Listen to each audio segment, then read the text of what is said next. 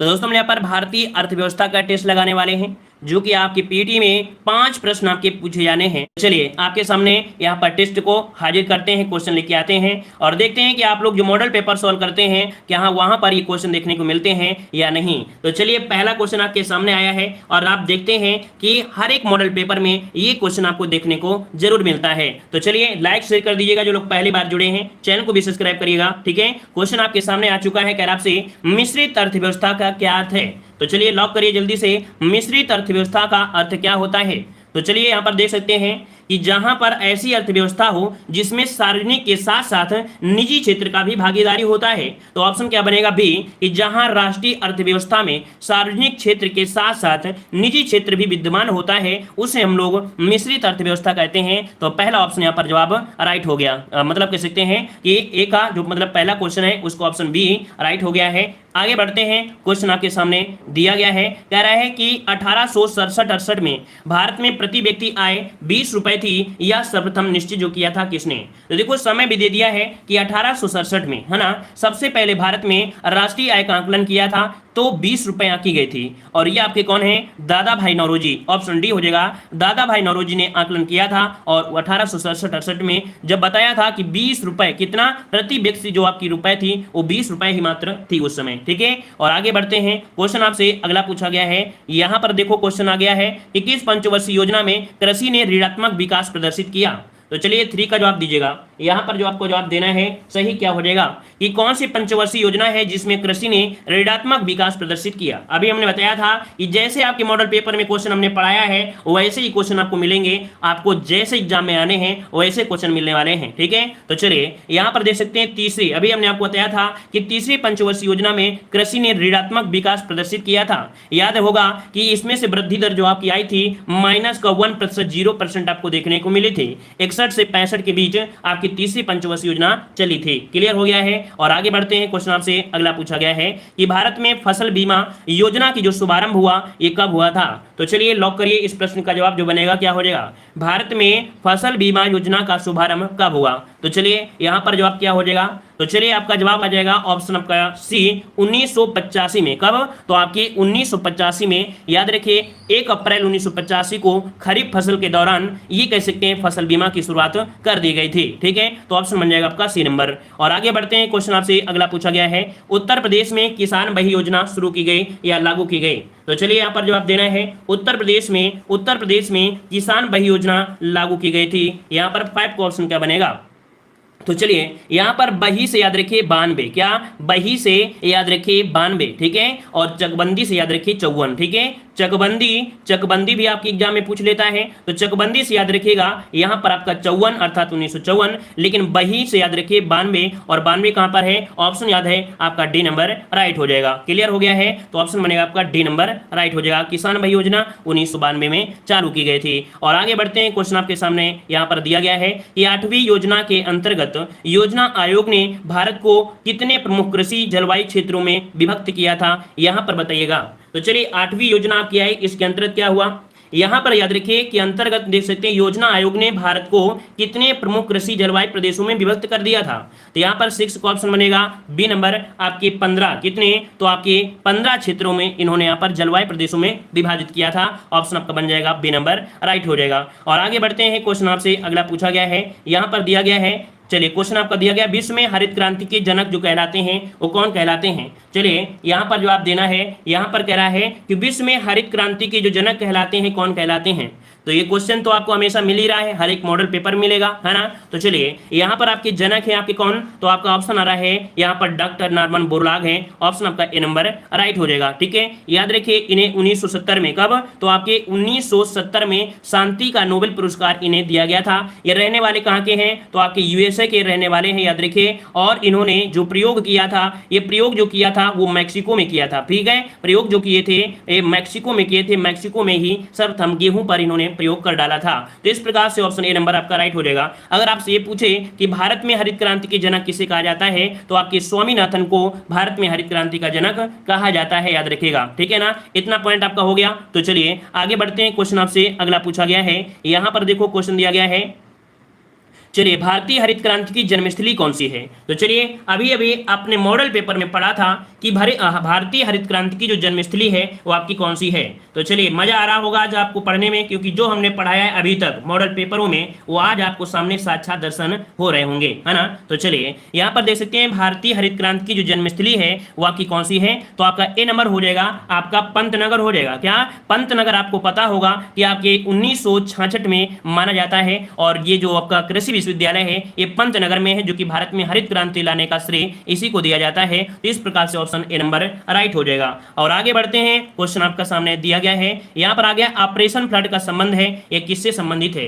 Operation flood का जो संबंध है ये किससे संबंधित रखता है? तो चलिए देखो, इकोनॉमिक्स होता है, जितना मतलब इकोनॉमिक्स जो होता है बहुत लोग इंटरेस्ट नहीं लेते हैं, लेकिन अच्छा सब्जेक्ट होता है। तो जितने लोग भी जुड़े हैं और अच्छा लग रहा है तो उतने लोग ही लाइक जरूर करिएगा, क्योंकि सबको तो अच्छा नहीं लगेगा, क्योंकि इकोनॉमिक्स है, अच्छा उसे लगेगा जो थोड़ा दिल से पढ़ाई कर रहा होगा, सीरियस होकर। ठीक है, तो चलिए यहाँ पर ऑप्शन बन जाएगा क्या? बी नंबर, दुग्ध उत्पादन से संबंधित है। ऑपरेशन फ्लड जो होता है वो आपके दुग्ध उत्पादन से संबंधित है। यहाँ पर ऑप्शन क्या हो जाएगा? बी नंबर राइट हो जाएगा। ठीक है ना। और याद रखिए, डेयरी विकास मतलब राष्ट्रीय डेयरी विकास बोर्ड की स्थापना भी किया गया था। कब? तो 1970 में। याद रखिएगा कि राष्ट्रीय डेयरी विकास बोर्ड की स्थापना भी की गई थी। और याद रखिए, इसके सूत्रधार कौन कहलाते हैं? ऑपरेशन फ्लड के सूत्रधार किसे कहा जाता है? तो याद रखिए, वर्गीज कुरियन। कौन है? तो आपके वर्गीज कुरियन को ऑपरेशन फ्लड का यहाँ पर सूत्रधार कहा जाता है। तो यहाँ पर आपके वर्गीज कुरियन आपका जवाब बन जाएगा, है ना। चलिए आगे बढ़ते हैं, क्वेश्चन आपके सामने यहाँ पर आपका दिया गया है। चलिए, क्वेश्चन आपका आ गया है,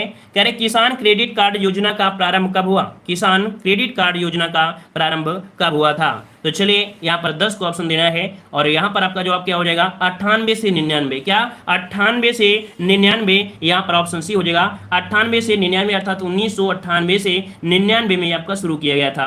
और इस योजना का उद्देश्य था कि बैंकिंग व्यवस्था से किसानों को समुचित और समय में सरल और आसान तरीके से उनको आर्थिक सहायता दी जा सके, ताकि खेती को बढ़ावा मिल सके। ठीक है, चलिए और आगे बढ़ते हैं, क्वेश्चन आपके सामने यहाँ पर दिया गया है, उत्तर प्रदेश कृषि अनुसंधान परिषद स्थित है। उत्तर प्रदेश कृषि अनुसंधान परिषद स्थित है, ये कहाँ पर है?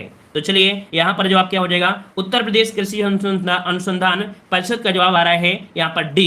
तो आपके कहाँ पर है? आपके लखनऊ में है। कहाँ पर है? तो आपके लखनऊ में है। याद रखिएगा, इसकी स्थापना 1989 में की गई थी। तो जितना हम डेट भी बता रहे हैं इनको भी ध्यान रखिएगा, इनको भी फोकस करिएगा, क्योंकि डेट भी आपसे पूछी जाती है एग्जाम में। ठीक है, पूछी क्या? हमेशा पूछी गई है। ठीक है, चलिए अगला क्वेश्चन यहाँ पर दिया गया है।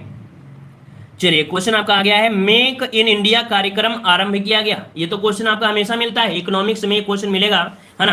कह रहा है मेक इन इंडिया कार्यक्रम जो आरंभ किया गया ये कब जारी किया गया था? तो ये तो आपको पता है 2014 में, लेकिन ये भी याद रखिएगा कि कब? तो सितंबर 2014 में। तो इस प्रश्न का जवाब बनेगा कौन? बी नंबर हो जाएगा, सितंबर 2014 में प्रारंभ किया गया था। और इस कार्यक्रम का उद्देश्य था कि भारत को एक प्रमुख निवेश कह सकते हैं, एक विनिर्माण, डिजाइन और नवाचार वैश्विक केंद्र के रूप में प्रचारित करना था। तो ऑप्शन बी नंबर राइट हो जाएगा। और आगे बढ़ते हैं, क्वेश्चन आपसे अगला पूछा गया है कि भारत में प्रथम उद्योग जिसका विकास हुआ वो कौन था? भारत में प्रथम उद्योग जिसका विकास हुआ ये कौन सा यहाँ पर उद्योग था? तो चलिए यहाँ पर दिया है कुटीर उद्योग, सीमेंट उद्योग, आयरन और स्टील उद्योग और आपका अभियांत्रिकी। तो याद रखिए, सबसे पहले भारत में यहाँ पर कुटीर उद्योग का यहाँ पर प्रारंभ हुआ था। ऑप्शन बनेगा आपका ए नंबर राइट हो जाएगा। क्लियर है ना। चलिए देखो, आपकी जैसे सूती वस्त्र हो गया, है ना, तो देखो इसका निर्माण तो बहुत ही स्तर पर किया जा रहा था। तो इस प्रकार से ऑप्शन क्या हो जाएगा? ए नंबर राइट हो जाएगा। और आगे बढ़ते हैं, क्वेश्चन आपसे दिया है, नवरत्न का विचार संबंधित है। ये बताइए, नवरत्न जो होता है, नवरत्न किसे कहा जाता है? ये नवरत्न ठंडा ठंडा तेल वाले को बोलते हैं क्या, या आपका कौन होता है? याद रखिएगा कि जो नवरत्न जो विचार संबंधित है वो आपके सार्वजनिक क्षेत्र के चयनित जो आपके उद्यम है ना। यहाँ पर जो ऑप्शन बनेगा आपका डी नंबर राइट हो जाएगा। देखा जाए, सरकार जो देखती है ग्लोबल कंपनी होने की एक संभाव्य क्षमता देखती है कि इसका जो टर्नओवर है वो कितना टर्नओवर है। तो यहाँ पर ऑप्शन क्या हो जाएगा? डी हो जाएगा। और कंपनियां होती हैं, महारत्न भी कंपनियां होती हैं। ठीक है, तो चलिए आगे बढ़ते हैं, क्वेश्चन आपसे अगला पूछा गया है, वार्षिक आर्थिक समीक्षा को तैयार करने के लिए निम्नलिखित में से कौन उत्तरदायी है? जो आपके डेली यहाँ पर कह सकते हैं कि वार्षिक आर्थिक समीक्षा जो तैयार करता है इसकी जिम्मेदारी जो होती है या उत्तरदायी है वो कौन सा मंत्रालय होता है, किसके अंतर्गत आपका हो जाएगा? तो 15 का ऑप्शन बी हो जाएगा। ये वित्त मंत्रालय के अधीन होता है, जो वार्षिक आर्थिक समीक्षा तैयार करता है, रिपोर्ट देता है, वो वित्त मंत्रालय करता है ना, वित्त मंत्रालय होता है। तो ऑप्शन क्या बन जाएगा, बी नंबर राइट हो जाएगा। और आगे बढ़ते हैं, क्वेश्चन आपसे अगला पूछा गया है, यहाँ पर दिया है भारत का योजना आयोग है। ये जो भारत का योजना आयोग है ये क्या है, एक संवैधानिक है या एक असंवैधानिक है, ये क्या है, यहाँ पर जवाब देना है। तो चलिए यहाँ पर भारत का योजना आयोग जो आपका है क्या है, तो आपका यहाँ पर दिया गया है क्या, पहला दिया है स्वायत्त शासी, है ना, फिर दिया है सलाहकार, एक संवैधानिक, एक वैधानिक संस्था। तीन में से जवाब क्या बनेगा, तो ऑप्शन बनेगा यहाँ पर देख सकते हैं ऑप्शन बी, ये एक प्रकार की सलाह संस्था थी। क्या थी, ये एक प्रकार की सलाह मतलब थी। इसकी स्थापना की गई थी आपकी 15 मार्च 1950 की इसकी स्थापना की गई थी। ये एक प्रकार की कैसी संस्था है, तो कह सकते हैं असंवैधानिक है। क्या है, असंवैधानिक संस्था, याद रखिए असंवैधानिक संस्था है, क्योंकि जो संस्था संविधान बनने की पूर्व बन गई है उनको संवैधानिक कहा गया है, लेकिन संविधान बनने के बाद यहाँ पर ये जो बनी थी 15 मार्च 1950 को, इस प्रकार से याद रखिए ऑप्शन बी ये एक असंवैधानिक संस्था आपकी है, ठीक है ना। चलिए, और आपको पता है कि जो भारत में योजना आयोग है वो खत्म हो चुका है। अब ये योजना आयोग खत्म हो गया है 1 जनवरी 2015 से। कब, 1 जनवरी याद रखिएगा, 1 जनवरी 2015 से अब यहाँ पर आपका नीति आयोग का गठन कर दिया गया है ना। तो इस प्रकार से ऑप्शन क्या हो जाएगा, बी नंबर। और आगे बढ़ते हैं, क्वेश्चन आपसे अगला पूछा गया है कि इनमें से कौन नीति आयोग का सीईओ है। तो चलिए बताइएगा, नीति आयोग का सीईओ जो है वो आपका कौन है। चलिए जवाब दीजिएगा। यहाँ पर सीईओ की बात कर रहा है ना, तो आपके हो जाएगा अमिताभ कांत। कौन, ऑप्शन ए हो जाएगा अमिताभ कांत, आपके जवाब राइट हो जाएगा, ठीक है। और आपके उपाध्यक्ष की बात करता तो आप डॉक्टर राजीव कुमार बता देते। क्या, अगर पूछ लेता कि इसके उपाध्यक्ष कौन है तो आपके राजीव कुमार हो जाता। आगे बढ़ते हैं, क्वेश्चन आपसे अगला पूछा गया है, यहाँ पर आपके सामने क्वेश्चन आ गया है, निम्नलिखित में से कौन सा बैंक मुख्यतः लघु उद्योगों के संबंध में कार्य करता है। तो चलिए बताइएगा, लघु उद्योगों के लिए कार्य करने वाला ऐसा बैंक है, और ये बैंक कौन सा है। तो चलिए यहाँ पर जवाब क्या बनेगा, तो यहाँ पर देख सकते हैं सिडबी बैंक, है ना। सिडबी बैंक जो आपका है कौन सा, ऑप्शन ए हो जाएगा यहाँ पर सिडबी बैंक आपका है, अर्थात कह सकते हैं SIDBI, सिडबी है, जो कि लघु उद्योगों के संबंध में कार्य करने वाला ये प्रमुख बैंक आपका है, ठीक है। चलिए और आगे बढ़ते हैं, क्वेश्चन आपसे अगला पूछा गया है कि भारत का सबसे बड़ा व्यापारिक बैंक कौन सा है।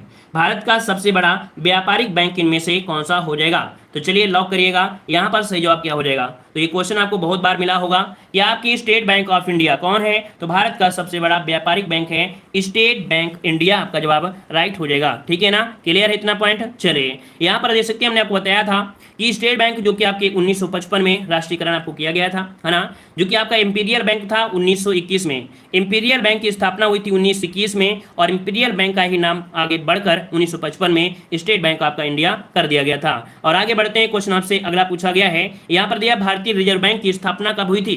तो चलिए बताइएगा, भारतीय रिजर्व बैंक की स्थापना जो हुई थी वो आपकी कब की गई थी, यहाँ पर जवाब देना है। सही जवाब इनमें से क्या हो जाएगा, हर एक बच्चे को यहाँ पर जवाब सही होना चाहिए, किसी का गलत नहीं होना चाहिए। यहाँ पर दिया गया स्थापना, क्या दिया है, स्थापना हुई थी 1935 के तहत। आपका भारतीय जो अधिनियम आया था उसी के तहत आपका अधिनियम आया था, 34 वाले के अकॉर्डिंग ये हुआ था। तो यहाँ पर याद रखिए आपका 35 इसका जवाब हो जाएगा। अगर ये पूछ लिया जाए कि राष्ट्रीयकरण कब हुआ, कब, तो इसका राष्ट्रीयकरण जो हुआ था, ये राष्ट्रीयकरण जो हुआ वो कब हुआ था, तो ये आपका हुआ था 1949 में, ठीक है। तो दोनों पॉइंट में यहाँ पर फोकस करिए, क्योंकि काफी बच्चे यहाँ पर कह सकते हैं कमेंट करते हैं कि क्वेश्चन गलत होता है। देखो स्थापना होती है तो 1935 लगाएंगे, और राष्ट्रीयकरण बोलता है तो 1949 लगाना है, दोनों पॉइंट पर फोकस कर लीजिएगा। और आगे बढ़ते हैं, क्वेश्चन आपसे अगला पूछा गया है, यहाँ पर दिया वैश्वीकरण का अर्थ क्या होता है।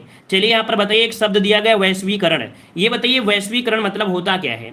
तो याद रखिए, जो घरेलू अर्थव्यवस्था होता है ना, जो घरेलू अर्थव्यवस्था का वैश्विक अर्थव्यवस्था के साथ एकीकरण कर दिया जाए, तो ऑप्शन कौन सा बनेगा, सी नंबर राइट हो जाएगा। घरेलू अर्थव्यवस्था का वैश्विक स्तर पर अर्थव्यवस्था के साथ जब एकीकरण किया जाता है तो उसे वैश्वीकरण का कहा जाता है। तो ऑप्शन क्या बन जाएगा, सी नंबर राइट हो जाएगा, ठीक है ना। और जो वैश्वीकरण उपयोग किया गया था एक अर्थशास्त्रियों ने किया था 1980 से, कब, 1980 से ये आपका किया गया था, ठीक है। और आगे बढ़ते हैं, क्वेश्चन आपसे अगला पूछा गया है, यहाँ पर आपके सामने आ गया, सरकार द्वारा लगाया गया अवरोधों या प्रतिबंधों को हटाना जाना कहलाता है। सरकार द्वारा लगाए गए अवरोधों या प्रतिबंधों को हटाना क्या कहलाता है। तो चलिए याद रखिएगा, किसी प्रकार का प्रतिबंध है या किसी चीज में अवरोध है तो यहां पर कह सकते हैं उसको जब हटा दिया जाता है, क्या प्रतिबंधों को जब हटा दिया जाता है तो उसे बोला जाता है उदारीकरण। क्या किया जाता है? उदारीकरण कहते हैं। ऑप्शन क्या हो जाएगा? C number. जैसे कि हम आपको बता दें कि आपके ये तो आपकी कह सकते हैं सरकार है, जैसे आपकी अमेरिका में है, अमेरिका में जो आपके थे कह सकते हैं कि आपके डोनाल्ड ट्रंप जब थे उन्होंने टिकटॉक पर प्रतिबंध लगा दिया था, है ना, उन्होंने टिकटॉक पर प्रतिबंध लगा दिया था। लेकिन यहाँ पर जो आपके नए राष्ट्रपति आपके जो बने हैं उन्होंने टिकटॉक को क्या कर दिया है, तो आपको मुक्ति कर दिया था, जो अवरोध थे उन्होंने खत्म कर दिया है। तो ऐसी जो अब वर्ड यूज किया जाता है इकोनॉमिक्स में उसे बोलते हैं उदारीकरण कहा जाता है। क्लियर हो गया है? समझ में आ गया? चलिए आगे बढ़ते हैं। क्वेश्चन आपसे अगला पूछा गया है कि वर्गीज कुरियन किससे संबंधित थे या संबंधित हैं? तो चलिए बताइएगा, वर्गीज कुरियन जो कि अभी हमने आपको बताया कि दुग्ध क्रांति से, क्या दुग्ध क्रांति से संबंधित है। ऑपरेशन फ्लड तो आपने नाम सुना ही होगा, उन्हीं से संबंधित है। तो ऑप्शन आपका बी हो जाएगा श्वेत क्रांति। श्वेत क्रांति जिसे हम लोग दूध क्रांति के नाम से जानते हैं या दूध उत्पादन से जानते हैं। तो ऑप्शन क्या हो जाएगा? यहाँ पर बी नंबर राइट हो जाएगा। ठीक है, और आगे बढ़ते हैं। क्वेश्चन आपसे अगला पूछा गया है, यहाँ पर आपके सामने क्वेश्चन दिया है कि भारत की प्रमुख वाणिज्यिक फसलें कौन सी हैं। तो ये भी क्वेश्चन आपके बन सकते हैं और बनते हैं। तो बताइएगा वाणिज्यिक फसलें, यहाँ पर वाणिज्यिक फसलें दिया गया है। तो बताइएगा जो व्यापार की दृष्टि से, व्यापारी की दृष्टि से जो बोई जाती हैं वो आपकी कौन सी फसलें होती हैं। याद रखिएगा कि आपकी जो कपास है, तिलहन है, जूट है, गन्ना है और तंबाकू। तो इस प्रकार से यहाँ पर ऑप्शन बी हो जाएगा, कपास, तिलहन, जूट और गन्ना, ये आपकी वाणिज्यिक फसल आपकी होती हैं। याद रखिएगा, है ना। हाँ, याद रखिए कुछ और भी होती हैं, जैसे मान लीजिए रोपण फसलें होती हैं, जैसे चाय, काफी, नारियल और रबड़, ये आपकी रोपण फसलें कहलाती हैं। ठीक है, तो ऑप्शन आपका बी नंबर राइट हो जाएगा। और आगे बढ़ते हैं। क्वेश्चन आपसे अगला पूछा गया है, यहाँ पर दिया गया है मुद्रास्फीति के समय के दौरान कर की दरों में निम्नलिखित में से क्या होगा। तो चलिए यहाँ पर 25 का जवाब देना है। कह रहा है मुद्रास्फीति के समय के दौरान कर की दरों में निम्नलिखित में से क्या होगा।